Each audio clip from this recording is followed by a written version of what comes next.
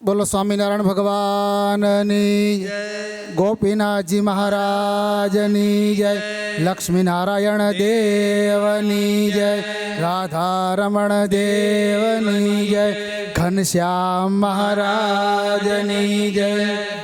ઈષ્ટદેવ પરમ કૃપાળુ પરબ્રહ્મ પરમાત્મા ભગવાન સ્વામિનારાયણ ભગવાનની પૂર્ણ કૃપાથી પૂજ્યપાદ ધર્મ ધુરંધર 1008 આચાર્ય પ્રવર શ્રી રાકેશ પ્રસાદજી મહારાજ એમના આશીર્વાદથી સ્વામિનારાયણીય સંત પરંપરાના ગૌરવરૂપ સમાન સંત પરમ વંદનીય પ્રાતસ્મરણીય પ્રભુ પ્રેમી ગુરુવર્ય પૂજ્ય જ્ઞાનજીવનદાસજી સ્વામી એમના આશીર્વાદથી બોટાદની પવિત્ર ધરા ઉપર સુંદર મજાનું અક્ષરધામ તુલ્ય મંદિર એનું નિર્માણ થયું. એ મંદિરમાં બિરાજિત થનાર ઘનશ્યામ મહારાજ એમના પ્રાણ પ્રતિષ્ઠા મહોત્સવ એમના ઉપલક્ષમાં પંચદિનાત્મક કથા એમના વક્તા પૂજ્ય ગુરુજી અને સવારની કથાના વક્તા પૂજ્ય દયાળુ સ્વામી. આજના પાવન પ્રસંગે ઘણા બધા સંતોની ઉપસ્થિતિ છે. નામોલ્લેખ નથી કરતો, પણ ઉપસ્થિત સૌ સંતો, સાંખ્યોગી માતાઓ, આ મંદિર નિર્માણમાં, જગ્યા સંપાદનમાં અને ઉત્સવમાં જેમણે સેવા કરી છે એવા યજમાનશ્રીઓ, કથાનું શ્રવણ કરવા માટે પધારેલા આપ સૌ ભક્તજનોને ભાવથી જય સ્વામિનારાયણ. બોટાદની ભૂમિ સ્વામિનારાયણ ભગવાન પધાર્યા ત્યારથી તો એ પુણ્યવંતી અને ભાગ્યવતી બની છે. પણ એ સ્વામિનારાયણ ભગવાન જ્યારે બોટાદમાં પધાર્યા અને એ વખતે સ્વામિનારાયણ ભગવાનનું સ્વાગત કેવું થયું હશે એ વખતે આપણે હશું નહીં, હશું તો આપણને યાદ નથી.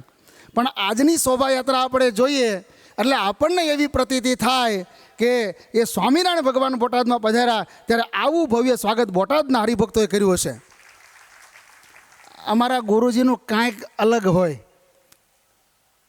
એ જે શોભાયાત્રાના ટ્રેક્ટરો શણગાર્યા એ અલગ પ્રકારના, એની પાછળ બંદૂકધારી જે ભક્તો હતા, આવું તો શોભાયાત્રા ક્યારેય જોઈને હોય. અને એની કરતાં વિશેષ શોભાયાત્રામાં જે હરિભક્તોનો ઉત્સાહ અને જેટલી સંખ્યામાં હરિભક્તો હતા એ ભાગ્યે જ ક્યાંક આ નાના ઉત્સવમાં એટલા હરિભક્તોની હાજરી હોય.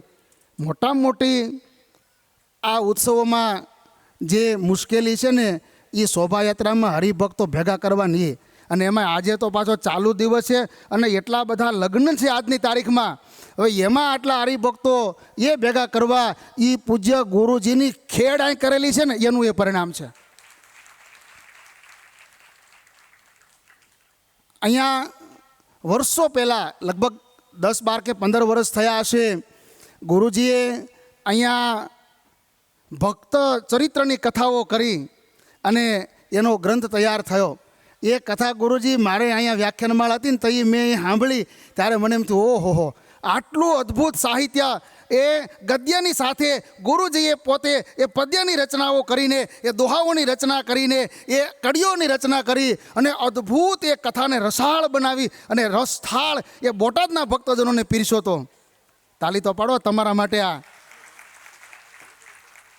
ખરેખર ગુરુજી, મારા ગુરુજીને યાદ કરું, ભગવતચરણ સ્વામીને, એ એક શબ્દ બોલતા કે તમે ખાટી ગયા. એમાં બોટાદવાળા છે ને, તમે ખાટી ગયા છો. આ ગુરુજી અહીંયા કુંડળ બિરાજમાન થયા. વડતાલ દેશના સંત ધારે એ કરી શકે એવા શક્તિશાળી સમર્થ સંત. અને આ કુંડળ અહીંયા તમારી બોટાદની બાજુમાં અવારનવાર તમને એનો લાભ મળે. તમારે જવાની ઈચ્છા થાય તો અડધી કલાકનો ટાઈમ હોય તો પણ તમે ગુરુજીના દર્શન કરી શકો.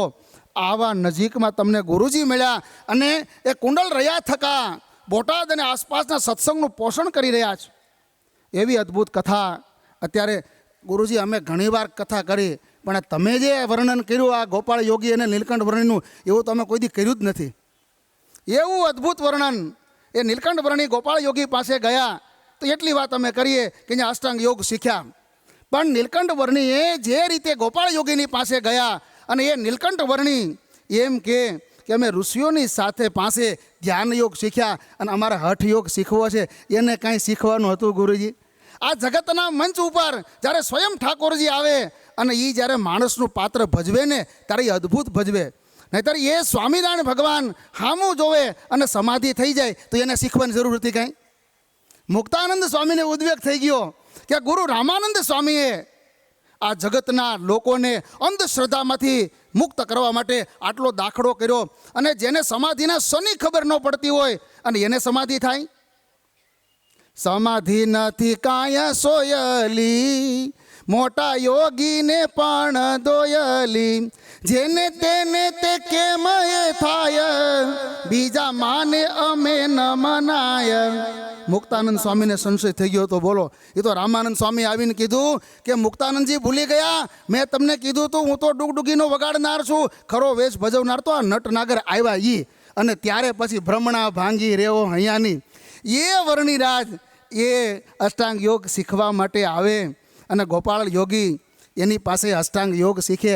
આ કાંઈ નાની હુની વાત છે. અને એ વર્ણન જે ગુરુજીએ કર્યું હજી તો અડધે જ પૂગ્યા છે. કાલે મારે આમાં ઓનલાઈન સાંભળવું પડશે એવું વર્ણન. એટલે આ બોટાદવાળા તમે બધા બહુ ખાટી ગયા છો.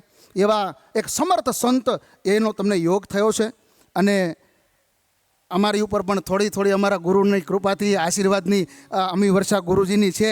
એટલે અમારું જીવન પણ અમે સદભાગી માનીએ છીએ. આજના પવિત્ર દિવસે વિશેષ કંઈ ન કહેતા, કારણ કે સૂર્યની આગળ દીવો લઈને જવું એના જેવું છે, અને હિમાલયમાં બરફ વેસવા જેવું છે. એ ગુરુજી બોલતા હોય ત્યારે એને સાંભળવા જ જોઈએ, અને સાંભળવા એ જ લાવો છે. એવા ગુરુજી એમની કૃપા દ્રષ્ટિ કાયમ અમારા ઉપર. અહીંયા જુનાગઢ રાધારમણ દેવ ટેમ્પલ બોર્ડના ચેરમેન પૂજ્ય પીપી સ્વામી એમની પણ ઉપસ્થિતિ છે. અમારા જામજોતર મંદિરના કોઠારી સ્વામી જગતપ્રકાશ સ્વામી એમની પણ ઉપસ્થિતિ છે. સમગ્ર જુનાગઢ રાધારમણ દેવ ટેમ્પલ બોર્ડ વતી, કારણ કે ગુરુજીએ જ્યાં જ્યાં સ્વામિનારાયણ ભગવાનને મંદિર બાંધ્યા છે ત્યાં બધીએ બહુ મોટી સેવા એ તમારા માધ્યમથી ગુરુજીએ કરી છે. પણ મારે ગુરુજીના તો અનંત ગુણ છે, પણ મારે શ્રેષ્ઠ ગુણ કેવો હોય ને તો નિસ્પૃહી સંત હોય ને તો પૂજ્ય ગુરુજી છે. ભજન કરે છે, ભજન કરાવે છે, પણ એની સાથે સાથે હરિભક્તોએ જે કંઈ દાન આપ્યું હોય ને એ જરૂરિયાત પૂરતું જ કુંડળમાં રાખવાનું, બાકી બધું બધા સ્વામિનારાયણ ભગવાને બંધાવેલા મંદિરોમાં આપી દેવાનું. એટલે એનો લાભ છે ને અમને જૂનાગઢને ઘણો મળ્યો છે. એટલે એ રીતે ટેમ્પલ બોર્ડ વતી ગુરુજીનો જેટલો આભાર વ્યક્ત કરીએ એટલો ઓછો છે. પણ આજના પવિત્ર દિવસે જ્યારે અહીંયા મોક્ષનું દ્વાર, અહીંયા મોક્ષનો એક અખાડો, એવું સુંદર મજાનું એક કલાત્મક અને અક્ષરધામ તુલ્ય મંદિર એ તૈયાર ગુરુજીના માધ્યમે થયું છે, ત્યારે જુનાગઢ રાધારમણ દેવ ટેમ્પલ બોર્ડ વતી ગુરુજીના ચરણમાં સાષ્ટાંગ દંડવત પ્રણામ સાથે મારી વાતને પૂર્ણ કરું. અસ્તુ. જય સ્વામી.